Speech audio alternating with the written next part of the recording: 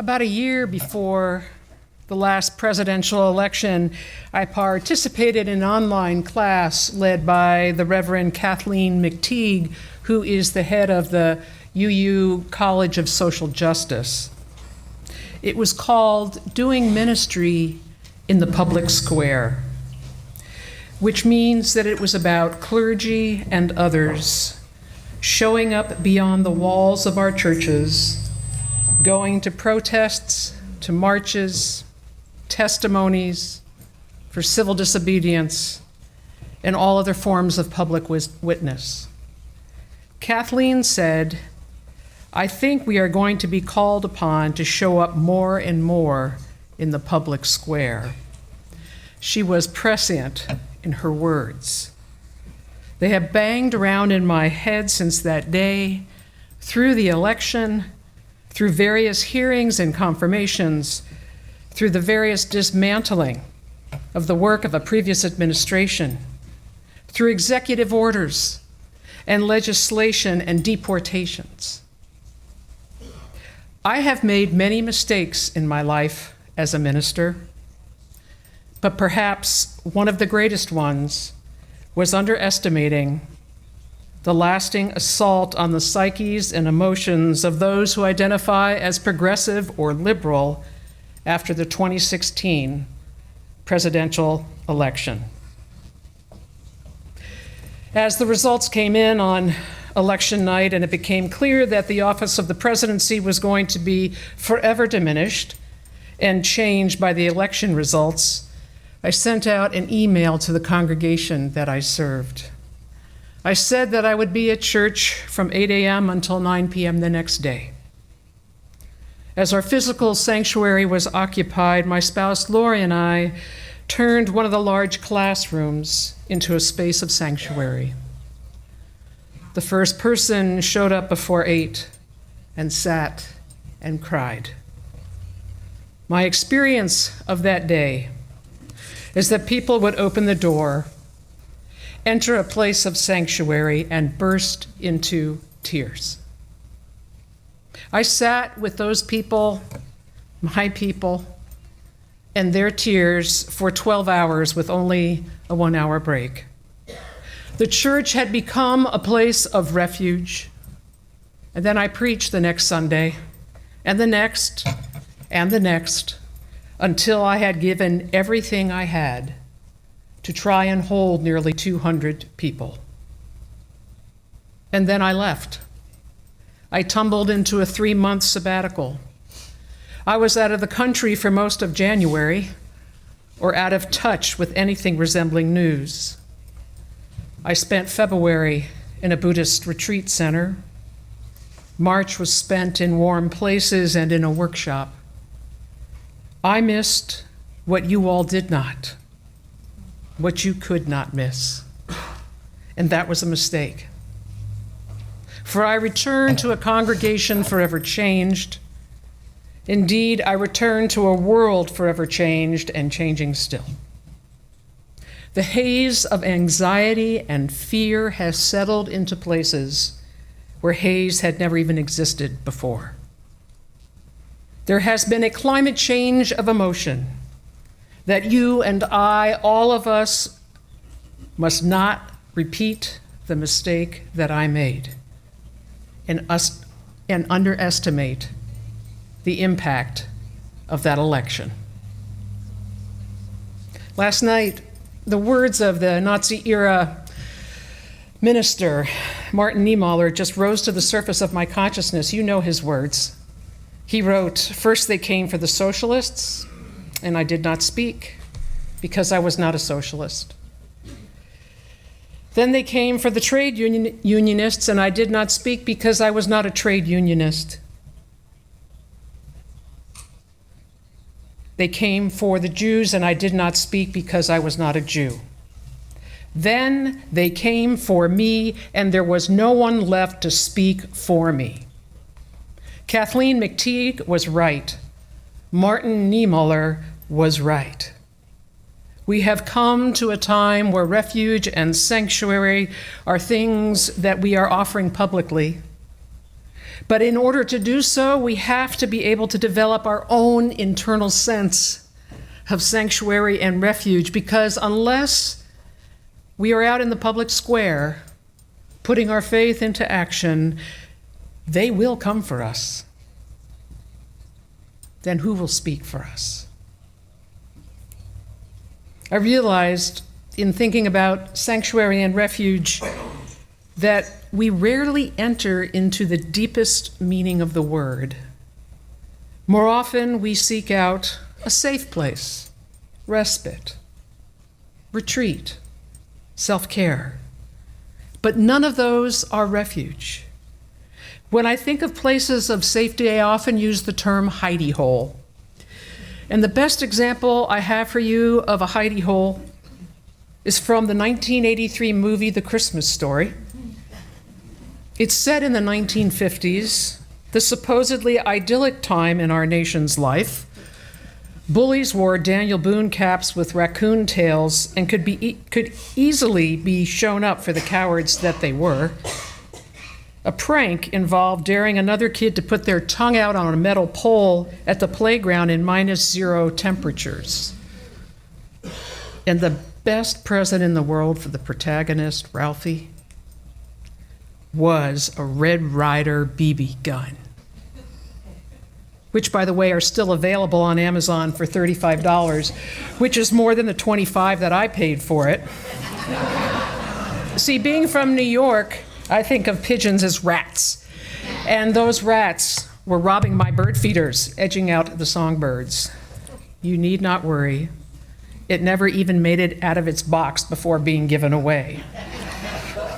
And by the way, for those of you who know the story, the infamous lamp is available for sale as well. There are even strings of Christmas tree lights featuring said lamp. For those of you who have no idea what I'm talking about, may I recommend watching the film. There's a scene in that movie that has nothing to do with the BB gun or almost anything else. Ralphie's younger brother, Randy, is upset, and he holes up in his hidey hole, and that happens to be the cabinet under the kitchen sink. And his mother knows where that is and knows where he is, but she doesn't try and coax him out. She respects his safe place. Instead, she says, "Randy, would you like some cocoa?" His yes through the closed door then has her making it for him and handing it to him and shutting the door of his safe place again. Later, she asks him if he is ready to come out. But hidey holes and safe places we flee to find refuge in, we don't necessarily carry them with us when we return from them. We often talk about respite, that time out of time when someone provides care or fills in for us so that we get a break in something that we are doing. It can be caring for an elder or a loved one. It can be in a time of conflict with a teenager. It can be almost anything. In other words, respite is a break, a time of rest, trying to recoup, sort of gird one's body. And you hope that the effect of that respite is going to carry on for a while, yet that respite, too, is often limited, and we return to a situation that is unchanged. It's been a tradition across all religious traditions for persons to go on retreat. Unitarian Universalists really don't know what that means.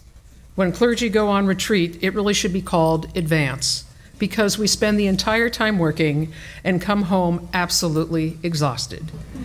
So we have a lot, as you use, to learn about the value and the meaning of the word retreat. But persons who go on retreat, they go to enter sometimes in silence. They go to enter the desert of their souls.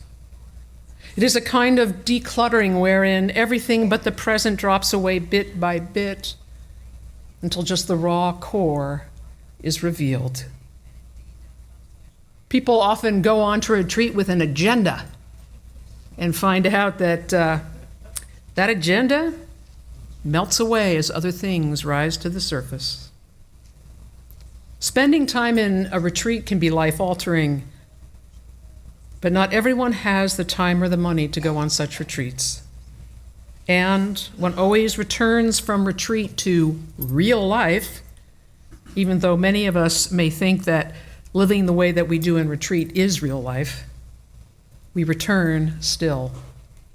And it's amazing how quickly what we found on retreat slips away and the familiar returns. The other phrase that gets tossed around a lot lately that can be confused with the idea of sanctuary or refuge is self-care. I mean, who has time for that anyway?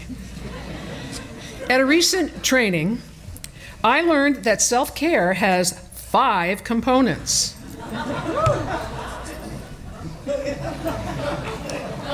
Cognitive, behavioral, emotional, physical, and spiritual.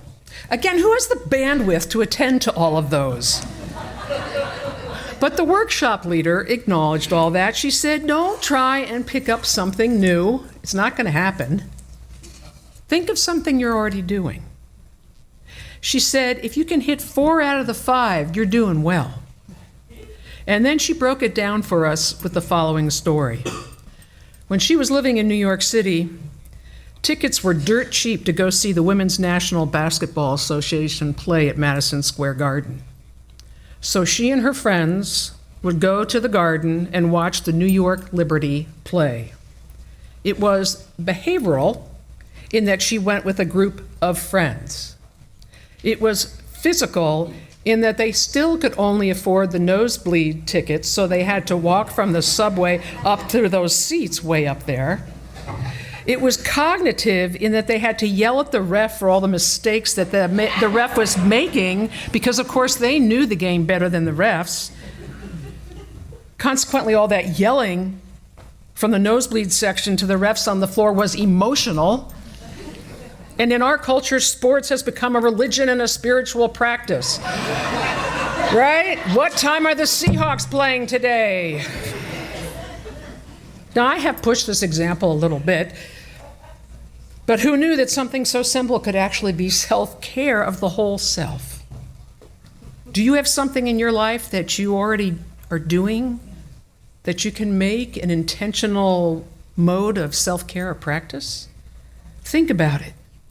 But once again, don't confuse it with refuge or sanctuary. Refuge, as in a place of protection, a sense of integration and wholeness. I will use that word interchangeably with the word sanctuary. A few weeks ago, I talked about sanctuary or places of refuge as physical spaces, but the way I want to talk about it today is one in which you've already heard. Sam read it, but I want to read it again. When I was a kid, sanctuary meant one thing. It was the big room with the stained glass windows and hard wooden benches where my family worshiped every Sunday. Church attendance was not optional for my sisters and me, so that sanctuary was where I learned to pray. Pray that the service would end and God would release me back into the wild. I also learned that not all prayers are answered, no matter how ardent. Today, after what is now actually 78 years of life, in a cruel world that's both astonishingly beautiful and horrifically cruel, sanctuary is as vital to me as breathing. Sometimes I do find it in churches or monasteries and other sites designated as sacred. But more often, I find it in places sacred to my soul, in the natural world, in the company of a trustworthy friend, in solitary or shared silence, that community of one that Katie was talking about, in the ambience of a good poem or good music. Sanctuary is wherever I find safe space to regain my bearings, reclaim my soul, heal my wounds, and return to the world as a wounded healer. It is not merely about finding shelter from the storm. It's about spiritual survival. Today, seeking sanctuary is no more optional for me than church attendance was as a child. And try to hold all that in your head for a bit. There are many of us who seek refuge in the wild places, places we think of as everlasting. That Colorado River and the Grand Canyon that it cuts through. The Arctic National Wildlife Refuge in Alaska. The forests and the mountains and the rivers and the lakes and the beaches that are all around us here in Oregon. But what if the very places that provide you with sanctuary or refuge are disappearing due to climate change and other human encroachments? Then where will we find our refuge, our places of protection? Another part of the definition of the word refuge is the place we flee back to. How can we flee back to what has been destroyed or is being disappeared? I've always loved this following piece from Wendell Berry. It's actually in the back of our hymnal, and it sums up perfectly where I go for protection, the place I flee back to. He writes, "When despair for the world grows in me, and I wake in the night at the least sound in fear of what my life and my children's lives may be, I go and lie down where the wood drake rests in his beauty on the water and the great heron feeds. I come into the peace of wild things who do not tax their lives with forethought of grief. I come into the presence of still water, and I feel above me the day-blind stars waiting with their light. For a time I rest in the grace of the world, and I am free." How long can he and others of us rest in this particular grace of the world? Parker Palmer says that sanctuary is wherever I find safe space to regain my bearings, reclaim my soul, heal my wounds, and return to the world. The writers of the Soul Matters curriculum that we are using each month in support of the consideration of our themes write, or they ask actually, what if sanctuary is something we build rather than something we find? What if refuge and sanctuary are created by how we are with one another? The writer Terry Tempest Williams wrote in her book, Refuge, "My refuge exists in my capacity to love." Her sense of refuge, her safety, her protection, the place she returns to is love. Love built in human beings and loving them, love built from being with nature, and love in what she claims as the divine. There was a phrase that was tossed about in the 1970s. It was just a short phrase. It was written by Nell Morton, who is a minor feminist theologian. And the phrase is this: to hear one another into speech. And that was the gift that women were giving each other as they sat together in circles in rooms.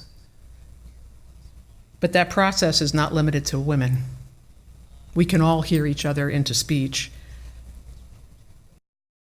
Writer and physician Rachel Naomi Remen writes, "Our listening creates a sanctuary for the homeless parts within another person." That is refuge. That is sanctuary.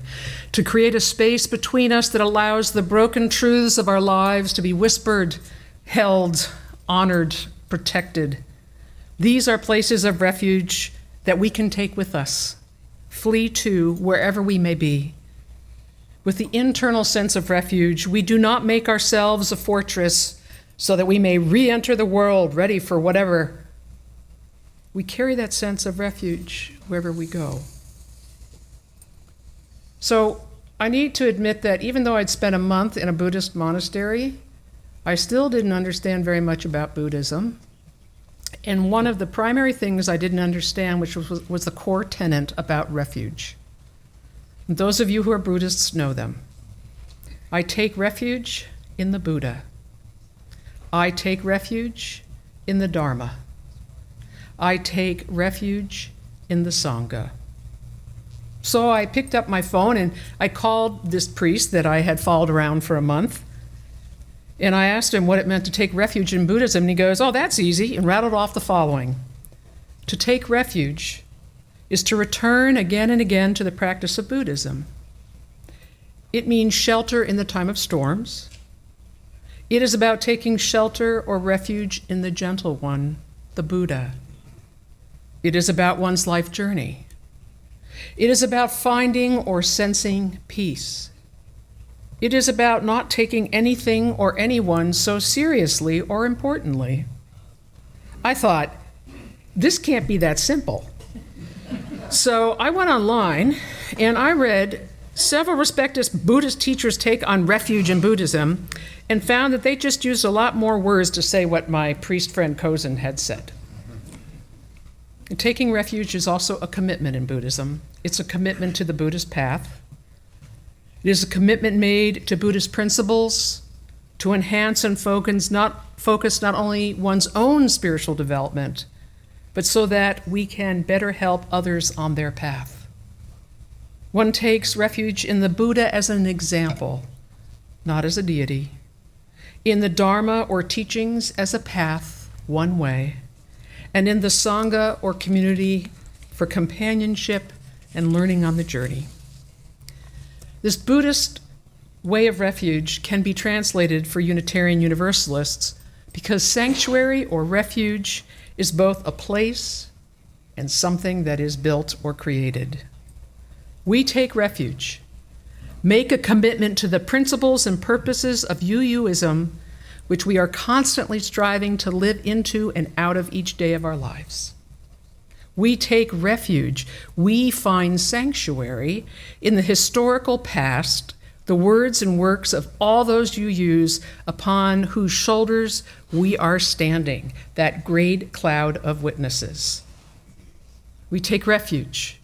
We find sanctuary in the words and work of UUs alive today who are writing and acting in the world in accordance with our principles, purposes, and values.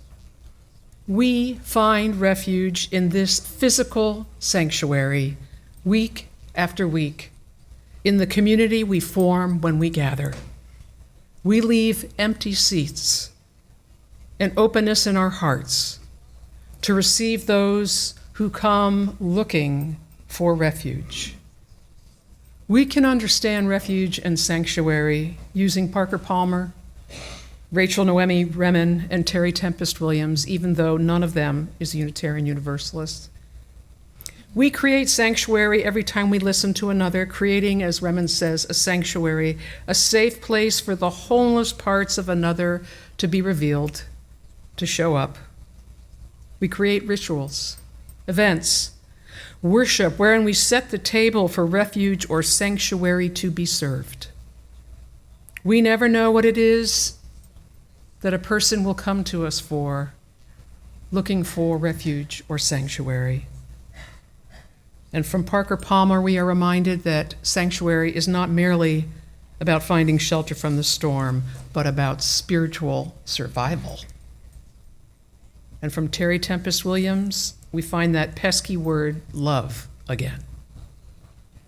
The refuge exists in our capacity to love. Joseph Campbell wrote, "Your sacred space is where you can find yourself again and again." This is what finding or creating internal refuge or sanctuary is all about.